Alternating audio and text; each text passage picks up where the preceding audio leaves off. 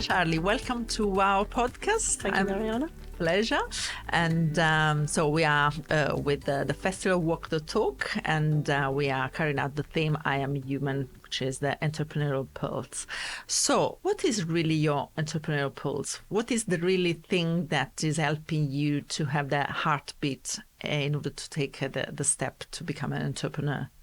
The thing that's helping me most to become an entrepreneur is to see the impact that I can have on not only my life, but my family's life, my friends' life, and anybody else's, like people, strangers, people that I don't even know yet. To be able to be in a position to help other people in such a great way is something that's really driving me, because through my own experiences, it feels much harder than it actually is in terms of getting your life back on track, because that's what I'm aiming to do, is help people to design their own life and live it how they want to live it. And that can seem quite daunting, especially in this day and age, because as people think that there's a lot of problems around money or social standards and anything that that they feel can hold them back, when in reality the only thing that's holding you back is you. So I help them to see who they are and help them to discover what they can do and all of who they can be, so they can really thrive in that. And it doesn't take that long to discover these things, and that's the misconception that a lot of people have, is it's a hard journey, it's going to take a very long time. If you've struggled for a very long time, it's going to take even longer to get out of it. And that's just not the case. And seeing people discover that for themselves is wonderful. Really, because my generation, for example, we struggle a lot, or we're still looking for what is actually our purpose, and is life wasted, in my opinion. Yes, it is, yeah. So what is your really tip that you like to give in order to take the first step towards being themselves? A lot of it is based on feeling. You know when things are going right because you feel right. And that's in anything, whether it's who you're talking to, the activity you're doing, whether it's like, say, take TV, for example. If you're watching a program you like it and you can able to sit and watch it. If you don't like it, it's very hard to watch it. You want to turn away. Yeah. The same principle applies in life and anything that you do. And it's sometimes it can be conflicting, because when we're doing something hard, that can feel like, well, maybe we don't want to do it because it's hard. There's a big difference between stepping out of our comfort zone and doing something that we don't like to do because it's wrong for us. But we have that kind of feeling, because you get a feeling of, oh, it's really hard, I don't really want to do it, but I know I should. So it's about identifying these things through feelings, and that's why it's so easy, is because you just do different things and you'll see what clicks and what doesn't, and you're able to go down that path. So that's it. Sort of I want people to understand that it's lead by your heart. You're going to feel it either way. No, I totally agree. And but again, it's about courage. You said, take the leap of faith. Yeah. And I'm amazed by your experience. So for what you are bringing to the table now at your younger age, being able to put yourself forward, and as soon as you felt the opportunity to be yourself, carrying out your own business, is amazing me, because I think you need courage, generally speaking, and especially if you're young, sometimes can judge you because of the age. You have no age, you don't have the experience. They have some assumptions. You don't know, they don't have skill enough for teaching me or coaching me something. Yes. So how do you cope with this kind of prejudice towards the age? Well, There's two things. So one, when I first told friends and family, what I was going to be embarking on, my friend said to me, "What 20-year-old wants help figuring out their life?" Every 20-year-old? Like, hello? But it was more just, there's a lot of stigma around it, and there's a lot of pushback from it. And I get through that for myself personally in my business by remembering that they have a lot of limiting beliefs themselves, and they don't believe in me or what I'm doing, perhaps because they don't believe in themselves. And it's my right. I feel it's my duty to help them see things from a different way. And I don't care as such what their opinions are on what I'm doing in my business, because it tells me that they're in need of some help just to have those few tweaks to help figure things out. And that makes it even more beautiful, because it's sort of a sign that I think if you've got that pushback, then you're heading in the right direction, because it's something that people struggle with, and it's hard to know what to do when you're struggling with it. So, and what is your background, and what was the turning point that made you to make this decision? So my background, all throughout school, I was really interested in astronomy. I loved astronomy and space. And I had a really troubling childhood. I struggled a lot with various different things, and I had quite a few traumatic experiences. But all throughout that, because I knew I wanted to do astronomy, that pushed me and it drove me and it got me through that. And then coming to my A-levels, things didn't work out so well because I messed around too much. It was my own fault kind of thing. But I started to move away because I didn't know what part of the industry I wanted to go into. And I started to really lose my way with that. And then the pandemic came. But just before the pandemic, I ventured into the world of business and realised what you could do with your life. I thought, that's brilliant. But then when the pandemic came, everything fell apart. And I no longer had that one thing that was driving me, that although I'm struggling, I'm working towards something. And that was the problem at that point. And it was so bizarre to me because that was the first time I've experienced something like that, where I've got a problem, I haven't got anything pulling me through it. So it was after I'd gone down the big spiral, and I was in my room all day playing video games. And when I say all day, I seriously mean all day. Like, people don't understand that I had the game that I was playing. You could see when you open the game in the corner the amount of hours played. Oh dear. And I worked it out throughout 2021. The average was that I was playing 8 hours every day for 365 days. There were days that I was taking breaks. It was just because that was the hours I was putting in sometimes. I'd go for like 24, 48 hours sometimes. That's how bad it was. It was very... Addicted. Yeah, it was. I've never struggled with cigarettes or drugs or anything, so I thought, I don't get addicted to things. And then I realised that gaming is my addiction. I was like, oh my goodness, I woke up from that point, and I was like, okay, well, something really needs to change, because I know I really want to do something with my life, and I know right now I'm really not. But I had no idea what to do. And when I spoke to people, it was...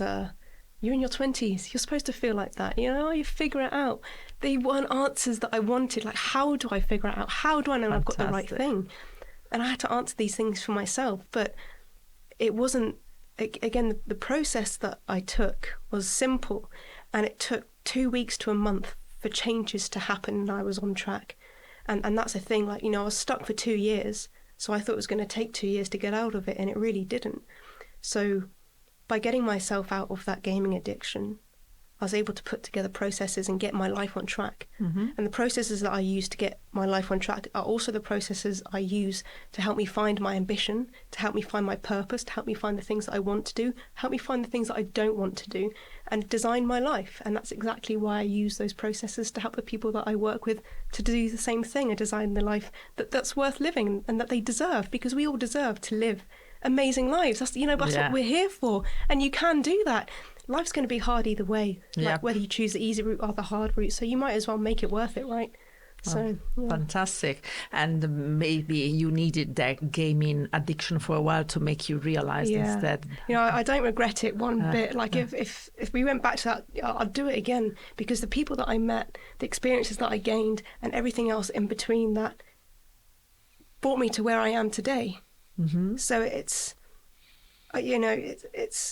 one of those things that, the challenge was tough. And there are some things in life that we don't want to go through, but we wouldn't be who we are today if we didn't go through them. So I'm very grateful for the challenges and struggle that I had that got me here today, that put me in front of people like you, Marianna. It's fantastic. It's brilliant. Fantastic. Thank you.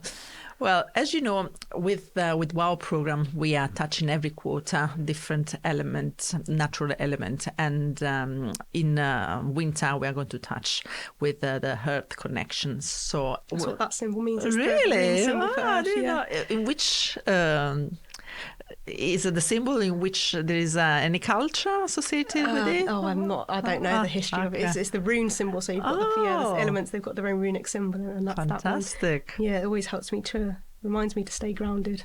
So. That's great. You see, there's a connection between us. Yes, there is. So the Earth connection for us is also trying to nurture ourselves, being grounded, as you said, and nurture our growth. So what is the seed that is helping you to nurture yourself in order to grow and strive? Simplest thing is stepping outside and breathing and just taking a moment, because I've had to learn recently that it's something that I've known for a while, but I've had to learn it and understand it. We all go at our own pace. Now, you know that, I know that. Probably you can say that to anybody and they'll be like, yeah, I know. But doing it is a whole other thing. Because when you go at your own pace, you realise that you're not going to be as fast as some people. You're not going to be as slow as some people, but you know, and that's when you really think that because I've been in this business for a year now, I should be here by now. Yeah. Or, you know, I've been in it for 6 years, so I should be here by now. And that's not the case, you know. And when you try and put those pressures on yourself, you know, it ruins you before you even start, or it really hinders where you currently are. So stepping outside and taking a breath helps me to actually slow down in the moment.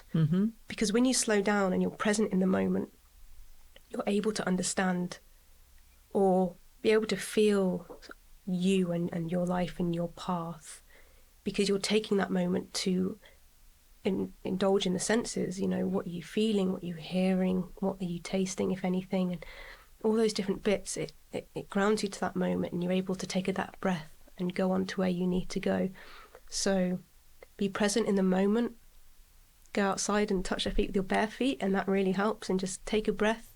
And if you get thoughts of, I need to do this now, it's like, no, just everything that comes, just let it come and then push it away. And that will really, I find that really helps me.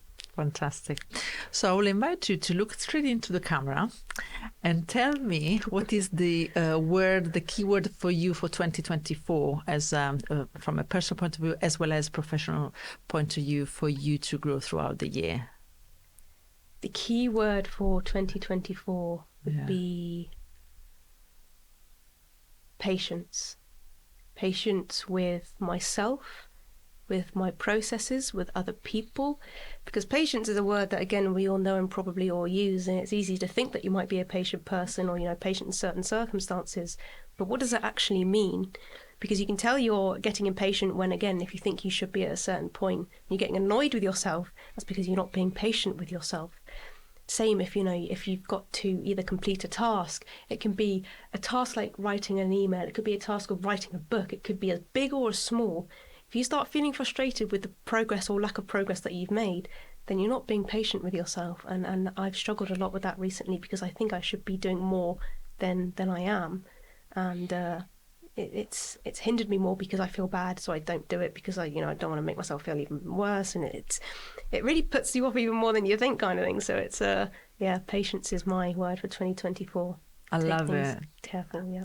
I love it because especially for younger generation, we expect, we say you are impatient, you need to be patient. And hearing from you, with such wisdom, is fantastic, because definitely being in business, patience is a skill that you need to have. It's something that's important to me as well, because it's hard for me myself to do it, but also when you've got other people saying, where are you? Are you there yet? Have you done this yet? Are you at this point yet? You're going to get that no matter what you do. And it's always coming from the people closest to you, because they care. But they're trying to push you and encourage you, but it's not damaging, but sometimes it feels like it's hindering you, because their expectations, you feel like you should meet that. So this year, that's more what I'm focusing on as well, is I need to be happy with where I'm at. If I feel I can do more work, great. Where can I do that? How am I going to do that in a way that actually is sustainable, rather than I'm going to work 8 hours a day and not take a single break, because I'm human, not a machine. I need those breaks. I need to be able to work how I work. So it's remembering that you're going to have a lot of pushback from other people, no matter what you do. So just make sure that you're comfortable in yourself, and say to yourself, they might want me to be here, but I'm here and I'm okay with that. It's important to be okay with where you are. Fantastic. Thank you very much, Charlie. And I'll see you next time. Yeah, see you next time. Take care. Bye. Bye.